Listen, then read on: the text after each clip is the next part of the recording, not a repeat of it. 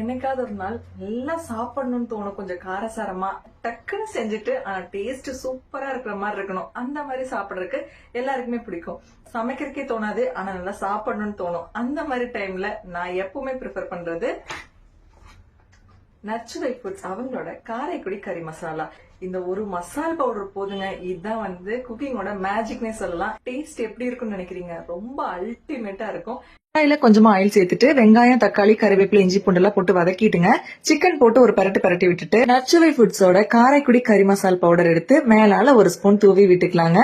அவ்வளவுதான், வேற எந்த மசாலுமே தேவையில்லை. ரொம்ப டக்குன்னு ஒரு 10 மினிட்ஸ்க்குள்ளேயே இந்த கிரேவி ரெடி ஆயிரும்.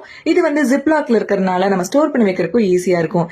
தேவையான அளவு தண்ணி சேர்த்து மூடி போட்டு குக் பண்ணி எடுத்துக்கோங்க. அவ்வளவுதாங்க, ரொம்ப டேஸ்டியா இருக்கும். கண்டிப்பா நீங்க ஒரு பேக்காவது நான் ட்ரை பண்ணணும் அப்படின்னு நான் சொல்லுவேன். அந்த அளவுக்கு டேஸ்டா இருந்துச்சுங்க. கண்டிப்பா ட்ரை பண்ணுங்க.